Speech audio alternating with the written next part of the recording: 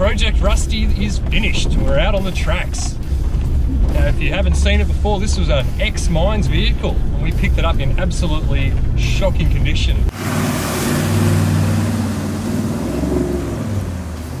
The day we bought the 76 was it was a good one. So it rocked up on a tilt tray, and we were pretty surprised when we saw what we got. We started by demining the vehicle. That was the big first step, basically, because the vehicle named itself. It was in a pretty sad state when we got it. Underneath the car, the axle housings, every metal surface, the chassis rails were just battered, just pitted, covered with coal and mud and rust. It was quite a sight. We found the paint code we wanted, which is a Toyota factory colour from, I believe, 1984, called June Beige. As you know, this vehicle does have a V8 4.5 litre turbo. But while the body was off, we decided to install a twin 3-inch redback exhaust. And there's also a Steinbauer performance module, which just makes this thing hoot, especially when you turn the iDrive up a few units. It absolutely boogies.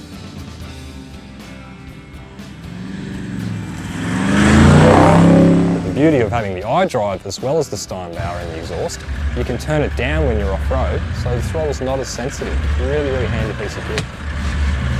Now, we all know the factory 2-piece raised air intake's pretty rubbish at doing its job.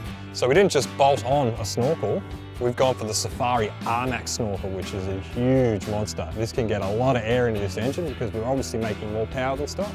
We did have to upgrade the clutch with this, with the extra power. It's a common thing with cruisers. You'll probably get 20-30,000 Ks out of a stock clutch in stock form. We've put a DriveTech 4x4 clutch in there, and that's handling really, really well. Stopping power comes courtesy of some DBA slotted rotors, and we've also got a J-Max brake booster.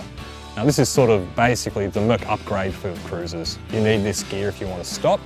And look, it's a big heavy car, it's not going to stop on a dime, but it stops much better than stock, that's for damn sure.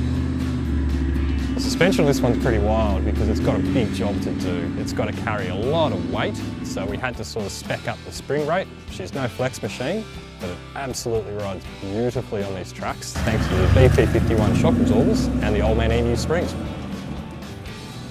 Wrapped around the brakes, we've got a set of dynamic steel wheels, which they're really period correct, they look perfect. And mounted to those is a set of wonderful, I'm a big fan of the Mickey Thompson P3 all-terrains in a 35-inch, which that gets us everywhere. Nice and quiet on road, super strong for off-roading, and grippy enough to get us through most places. Now, protection's really important for what we do. Obviously, animals strike, and also protection against rocks and things like that off-road. So we've gone with an ARB front bar, as well as the side rails and the side steps, which do amazing, amazing work at protecting everything. To protect the front, we've got rival bash plates from DriveTech 4x4, which are really, really awesome. Lightweight, super strong. In the back, we've got a Kmart rear bar, which also provides protection, but houses a spare wheel and some jerry cans too.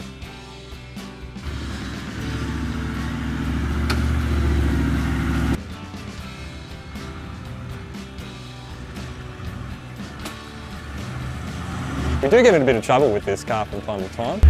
The thing that gets us out of trouble is we've got a train tamer e-locker in the rear.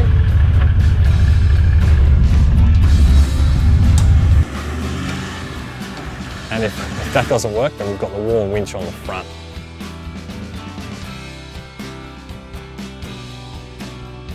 The 12-volt side of things is very, very important, not just for charging batteries and laptops, but also because of the amount of time we spend off-grid. So we've got 3 batteries in the vehicle, 2 in the front and a Safari Lithium in the back, controlled by a RedArc Manager 30 system. There's also a 700-watt RedArc inverter. We've got the ARB Link system to control all the accessories. We've got lights for days. It's just out of control. We've done a beautiful, beautiful job setting this up, and the guys at More 4x4 have done a lot of this work. Now, time can be tight on the road, so we don't want to be mucking around with a slow compressor. We've got an ARB twin, which pumps the 35s up in no time at all.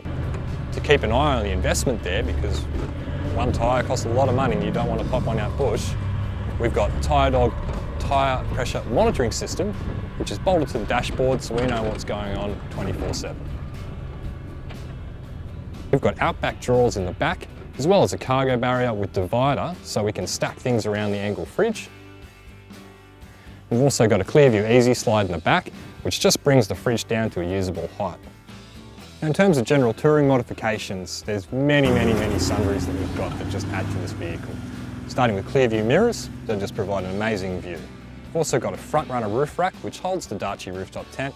Combine that with the 180-degree awning, it's better than a motel, why would you bother? We've also got emu wing gull wings on the back, and these have just added so much to this vehicle. In the back of the car, underneath, we've got a 170 litre long Ranger diesel tank. So even with the V8, we've got heaps of range. Combined with that, there's a water tank from the same mob, which we can use for drinking or having a shower with the Glint hot water system. This isn't your average workmate inside. It's a nice comfy place to be. Look at these nice personalised seat covers. They did these just for us, even the colour to match the interior. We put Resomat through. So that's a sound deadener, and that absolutely works a treat. On top of that, there's true fit carpets. So it's a really modern, comfortable vehicle inside for what was an ex-mine's work vehicle.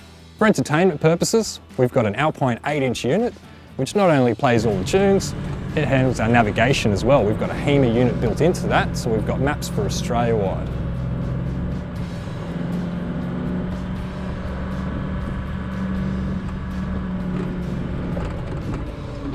Keeping an eye on the internals of the engine and also a 12-volt system, these awesome red arc gauges mounted on this pillar pod.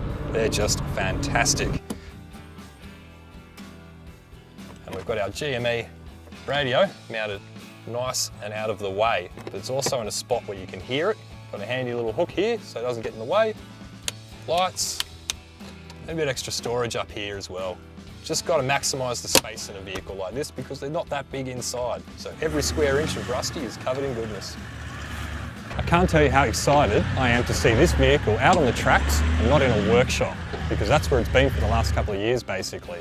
So future plans, fill it up with diesel, hit the road and rack some Ks up. We've turned this thing from an ex-mine's workhorse, covered in rust, covered in coal, covered in crud, to realistically one of Australia's most desirable touring vehicles. So we could put that same sort of treatment into another vehicle. Imagine what we could come up with. So let us know. Tell us what you think we should build next. What could be the next project to Project Rusty?